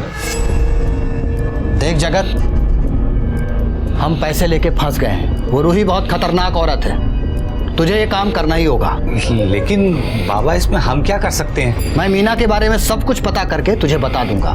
तू वही बातें उसे बता के उसे बोतल में उतार ले। फिर 1 हफ्ते बाद हम मीना मैडम के घर गए, जब उनके घर कोई नहीं था। हम तेरा सारा दुख दूर कर सकते हैं। बाबा बकवास मत कीजिए, आपको अनाज चाहिए, हम लाके देते हैं। तेरा पति तुझ पे बहुत जुल्म करता है। 3 दिन पहले तूने अपने पति को डराने के लिए मरने की भी कोशिश की थी, लेकिन तुम्हारे पति को कोई फर्क नहीं पड़ा। सब कुछ तेरे चेहरे पे दिखता है बच्चा, लेकिन मरना कोई समस्या का समाधान नहीं। तो मरो नहीं तो फिर क्या करूं बाबा? मार दो उसको जिसके कारण ये सब कुछ हो रहा है, मार दो। साहब, हमने उनको झूठ बोलकर अपने जाल में फंसा लिया था। हमने उनको कहा था कि हमने उनकी आत्मा को रूही की आत्मा से बांध दिया है। अब अगर उनके शरीर को कष्ट होगा तो रूही को भी कष्ट होगा। हमने उनको अपना उंगली काटने को कहा, और भैरव बाबा ने रूही मैडम को। ओ बाबा, जाहिल समझा क्या मुझे? वो मीना होगी जाहिल, मैं नहीं। और अपनी उंगली काट कर मैं खुद को तकलीफ क्यों दूं? अरे मीना को लगना चाहिए ना कि तुम्हारी उंगली कटी है। बाबा, उसके लिए उंगली काटने की क्या जरूरत है? मैं पट्टी भी तो लगा सकती हूँ। मीना मैडम जब भी अपने आप को चोट पहुंचाती, जगत मुझे बता देता और मैं रूही मैडम को बता देता था। रूही मैडम अपने हाथ में पट्टी बांध लेती। मीना मैडम को विश्वास हो जाता कि हमारी विद्या काम कर रही है। और ये मक्कारी का खेल खेल के तुमने उसकी आत्मा को ही निकाल दिया। साहब, मैं मीना मैडम से मिला ही नहीं हूं, मैंने आज तक उनको देखा ही नहीं है। हम तो सिर्फ रूही मैडम के कहने पर ये सब कर रहे हैं। सर, मीना के खून में मेरा कोई हाथ नहीं है। और उस दिन 29 तारीख को ही भैरव ने मुझे बताया था कि जगत ने ये काम करने के लिए मना कर दिया है। तो तुम्हारे दोनों प्यादों ने ये करने से इनकार कर दिया। उसके बाद क्या किया तुमने? कैसे मरवाया मीना को? सर, मैं आपको पहले बता चुकी हूँ, मैंने कुछ नहीं किया मीना के साथ। मतलब तुम ऐसे नहीं बोलोगी?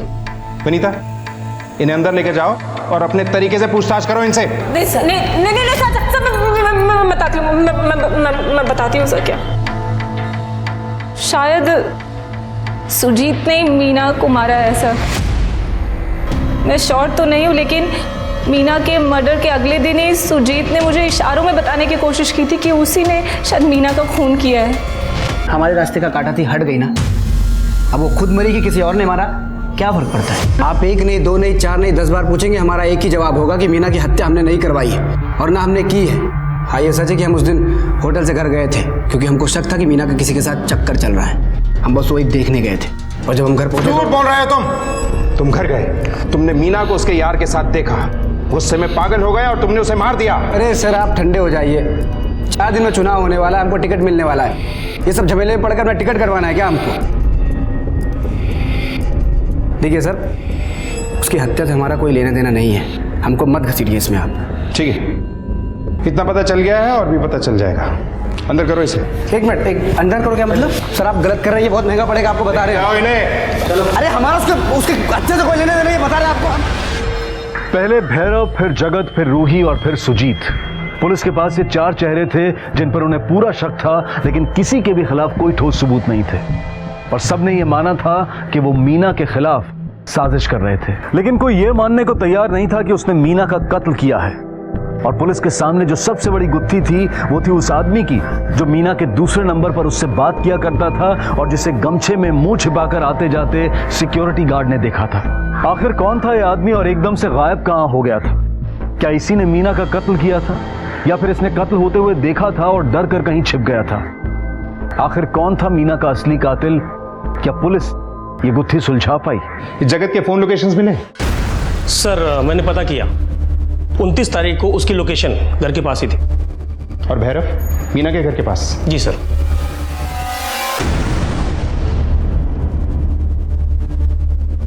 पिशा, ये जगत और भैरव दोनों को एक साथ पुलिस स्टेशन बुलाओ। हाँ तो चेले, अपने गुरु घंटाल के कहने पे तूने मीना को बहलाया? हाँ साहब, हमारे भैरव बाबा जो कहते हैं हम वही करते हैं। और अपने गुरु जी के आदेश पर तूने मीना को मार डाला? हाँ साहब। नहीं साहब, हमारा बोलने का मतलब वो नहीं था साहब। असल में हम दोनों मिलकर ही उनके भोलेपन का फायदा उठा रहे थे साहब। लेकिन जब उनको मारने की बारी आई, हमारा तो रूह कांप गया साहब। हम इस पचड़े में नहीं पड़ना चाहते थे साहब।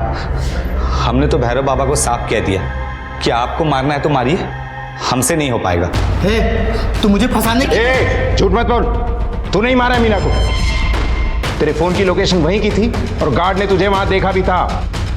साहब हम वहां गए थे और हमने इसको फोन करके कहा भी था कि तू मार दे, नहीं तो मैं मार दूंगा।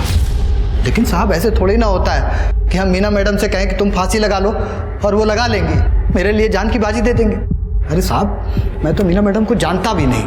हाँ मैंने इससे ये ज़रूर कहा था कि मेरा परिचय करवा दो, बाकी मैं संभाल लूंगा। मैं वहां गया था, इसका इंतजार कर रहा था, ये आया नहीं। साहब हमने मीना मैडम को फोन करके बता दिया कि हमारे भैरव बाबा आएंगे और आपका काम कर देंगे। तो ये बात तुमने फोन करके मीना को बताई? हाँ साहब, सुबह सुबह हमने मीना मैडम को फोन किया और साफ साफ कह दिया कि हमारे भैरव बाबा आ रहे हैं, वही आपका काम कर देंगे। तू ये क्या कह रहा है? ज्यादा शरीफ मत बन। तू नहीं मारा है मीना को, अंदर करो इस गुरु घंटाल को। साहब हम जाएं साहब? तुम जा सकते।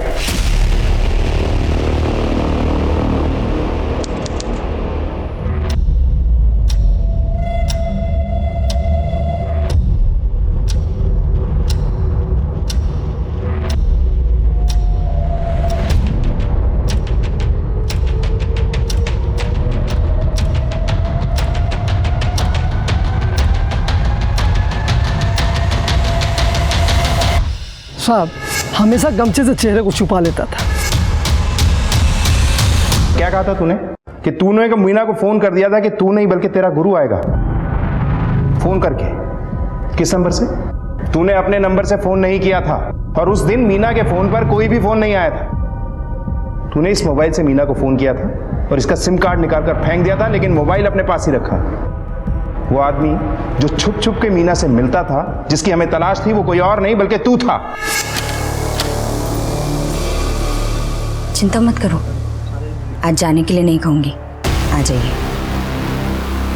अब आगे की कहानी अपने मुंह से बताएगा या पूरे विधि विधान से हम उगलवाएं? साहब इन लोग के कहने पर हम मीना मैडम से मिलने लगे। उनको ये विश्वास दिलाया कि यदि वो खुद फांसी पे चढ़ेंगी तो रूही मर जाएगी। लेकिन हमको पता था साहब कि अंत में तो मरना मीना मैडम को ही है। हम ये सब लफड़े में नहीं पड़ना चाहते थे साहब, इसलिए हमने मीना मैडम से कहा कि हम दोनों एक एक फर्जी सिम ले लेते हैं ताकि रूही के मरने के बाद हम नहीं फंसे। भोली थी साहब, मान गई। अगर तू मीना को मारने वाला था तो तूने सबको मना क्यों किया? सब भैरव बाबा के पास बहुत पैसा वाला लोग आते थे। हमको लगा यदि भैरव बाबा फंस जाएंगे तो उनका सारा भक्त हमारे पास आ जाएगा साहब। इसलिए हमने सोचा कि मीना मैडम के मरने के बाद अगर कोई फंसेगा तो भैरव बाबा होंगे, हम नहीं। इसलिए हम मीना मैडम के पास गए। आज हमारी आत्मा को हमेशा के लिए शांति मिल जाएगी बाबा। अब हमारी जिंदगी आपके हाथों में है। तुम चिंता ना करो, हम तुम्हें बचा लेंगे। जगत को मीना के साथ धोखाधड़ी, हत्या और पुलिस को गुमराह करने के लिए गिरफ्तार किया गया और रूही और भैरव को भी मीना को मारने के षड्यंत्र के लिए गिरफ्तार किया गया और इन सभी पर अदालत में केस चल रहा है। हर परेशानी का समाधान है, लेकिन अपराध का हाथ थाम कर इंसान मुश्किल से बाहर नहीं निकलता, बल्कि और बड़ी मुसीबत में पड़ जाता है। इसी विचार के साथ अब मैं अनूप सोनी आपसे विदा लेता हूं। फिर मुलाकात होगी अगले एपिसोड में एक और चौंका देने वाले केस के साथ। तब तक अपना और अपने परिवार का ख्याल रखें और देखते रहें क्राइम पेट्रोल सिटी क्राइम्स। सबक एक को सीख हम सबको। जय हिंद। क्राइम पेट्रोल के ऐसे ही मजेदार एपिसोड्स देखने के लिए हमारे चैनल को सब्सक्राइब करें